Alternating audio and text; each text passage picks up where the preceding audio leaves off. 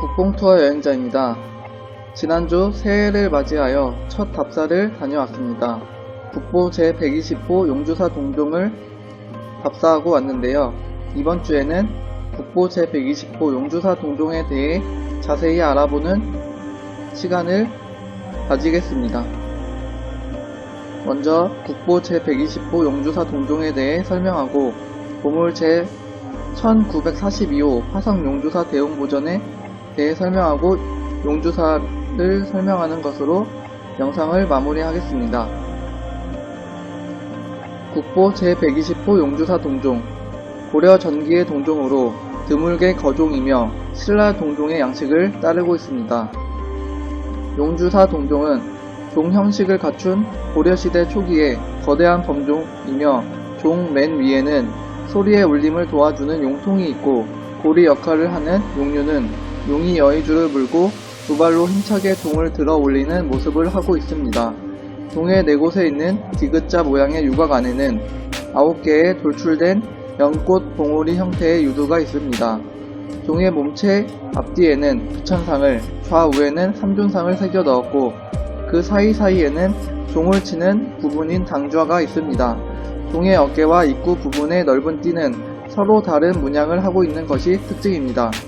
종 몸체의 통일신라 문성왕 16년인 854년에 만들어진 것이라는 후대에 새긴 글이 있으나 종의 형태와 문양이 그 시대의 다른 종과 일치하지 않아 학계에서는 고려 초기의 종으로 추정하고 있습니다. 오른쪽 사진은 필자가 촬영한 용주사 동종입니다. 다음 사진도 용주사 동종 사진입니다. 다음은 보물 제1942호 화성 용주사 대웅보전에 대해 알아보겠습니다. 정조대왕이 직접 쓰신 대웅보전 현판. 사찰 안에는 가장 중심이 되는 곳에 있으며 석가열애와 함께 동방약사열애, 서방아미타열애의 3세부를 모신 곳입니다. 내부와 외부가 화려하게 장식되어 있고 규모는 앞면 3칸, 옆면 3칸이며 지붕은 활짝 지붕입니다. 지붕 처마를 받치기 위해 장식하여 만든 공포가 기둥 윗뿐만 아니라 기둥 사이에도 있는 다포 형식입니다. 대웅전 안에는 목조 3세불 좌상과 후불탱화, 삼장보살도와 같은 귀중한 문화재가 모셔져 있는데 당대 최고 수준의 걸작품입니다. 정조는 이 절을 자신의 꿈 내용대로 용주사라 이름 짓고 중심 정각인 대웅보전의 현판을 직접 썼습니다. 오른쪽 사진이 필자가 촬영한 용주사 대웅보전 현판입니다. 다음 사진은 필자가 촬영한 용주사 대웅보전 정면 사진과 필자와 함께 촬영한 용주사 대웅보전 사진입니다. 다음은 보물 제1942호 화성 용주사 대웅보전 내부에 있는 불상과 사진들입니다.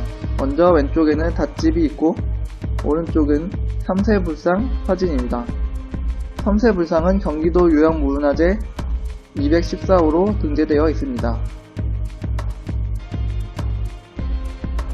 다음은 왼쪽부터 후불탱화, 삼장탱화, 개불이 있습니다.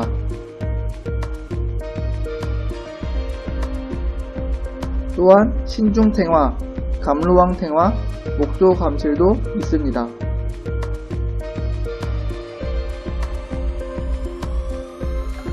다음은 용주사에 대해 알아보도록 하겠습니다. 용주사의 역사. 신라 문성왕 때 창건한 가량사의 예터. 역사적 사실을 알 수 있는 자료가 없어 정확하지는 않으나 신라 말 가지 산문의 제2세였던 염거화상이 창건했던 것은 분명합니다. 용주사의 범종. 오른쪽 옆면에 새겨진 명문의 내용을 보면 연기 성황산 후신화산의 가량사 후신용주사는 신라 문성왕 16년 5월에 창건되었고 동시에 이 범종을 주저하였다. 불기 2950년 7월 주기석 송굴대련이라고 되어 있는데 이 기록은 1923년 당시 주지였던 강대련 스님이 적은 것으로 염거화상이 생존했던 신라시대의 범종을 조성하면서 명문을 함께 새겨 넣었다는 기록입니다. 또 다른 범종 뒷면에는 창건주, 염거스님의 명문도 새겨 있는데 성황산, 간량사, 범종 한구를석 반야가 25,000근을 들여 주성하였다. 금상 16년 9월 0일 사문염거라고 되어 있습니다. 오른쪽 사진이 범종의 명문 탁본입니다. 명문의 내용을 보면 염거 화상이 생존했던 신라시대에 범종을 조성하면서 명문을 함께 새겨넣은 것으로 되어 있지만 금강 16년이라는 연기표현은 신라시대에는 없었던 표기법이고 범종은 양식적으로 보면 고려 초기의 작품으로 명문은 범종이 만들어진 이후 후대에 추각되었다는 결론입니다.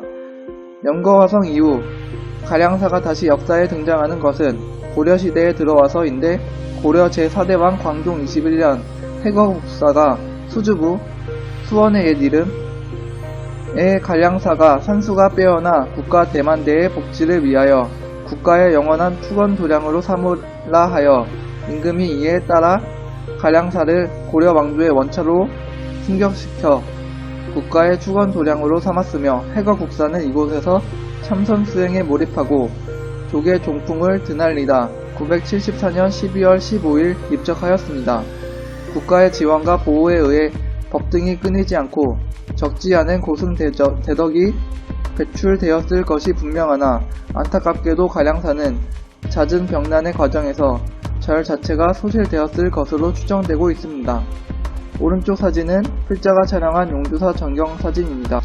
용주사의 창건 지극한 효성을 간직한 정조는 즉위 이후에 부친을 추모하는 일과 부친의 명예회복을 위해 노력하였는데 그 첫 번째로는 존호를 고치는 일로 할아버지 영조에 의해 화인으로 광등된 부친의 신분을 다시 세자로 복원시켰으며 그 이름을 장원이라 하였습니다.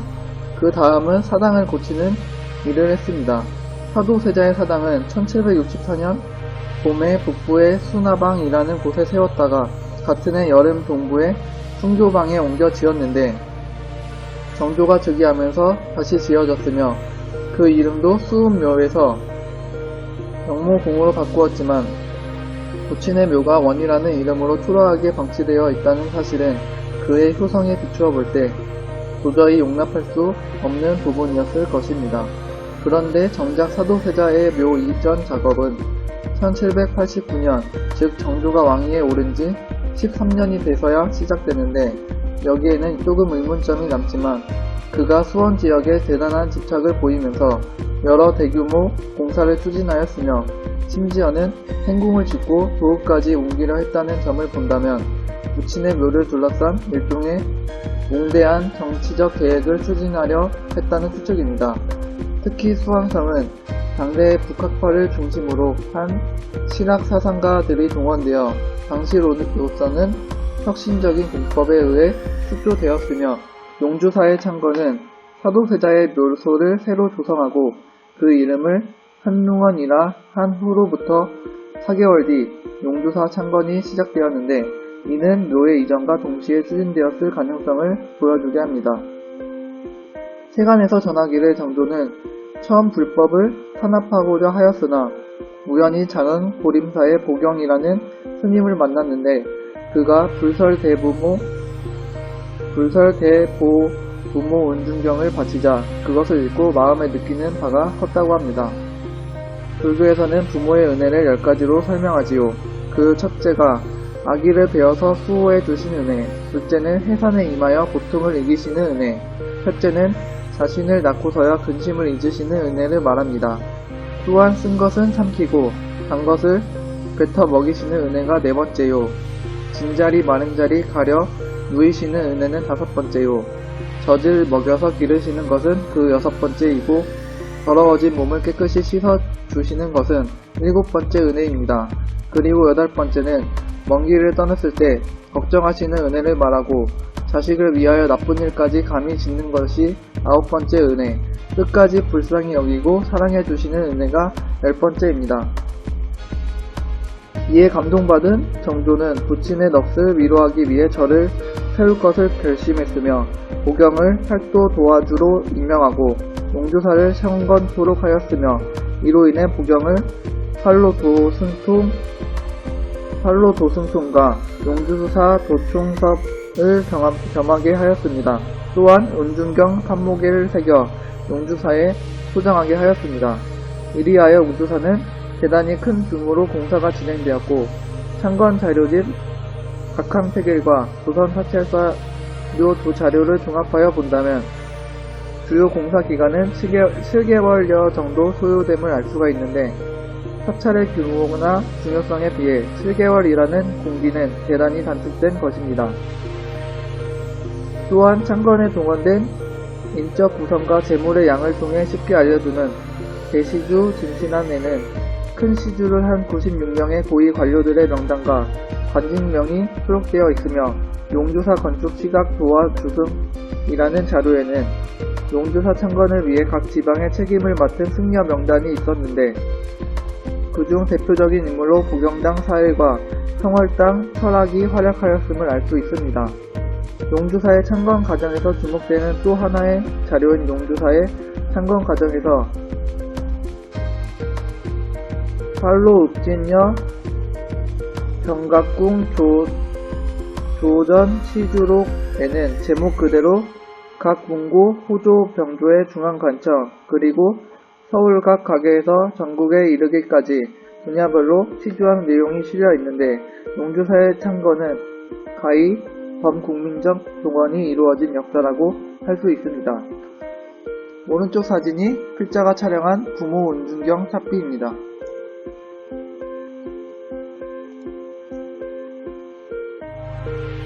네, 마무리하며 효행박물관 사진과 용주사 현판 사진을 마지막 사진으로 골랐습니다.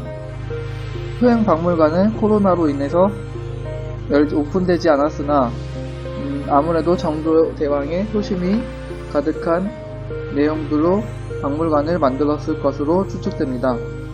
그리고 용주사 현판을 고른 이유는 입구에 있는 현판이기도 하고 이 용주사라는 절 자체가 사도세자와 정조대왕이라는 굵직굵직한 인물들의 일대기를 그린 절이기도 해서 이 사진을 마지막 사진으로 골라봤습니다. 오늘의 영상은 여기까지입니다. 영상 시청해주셔서 감사합니다.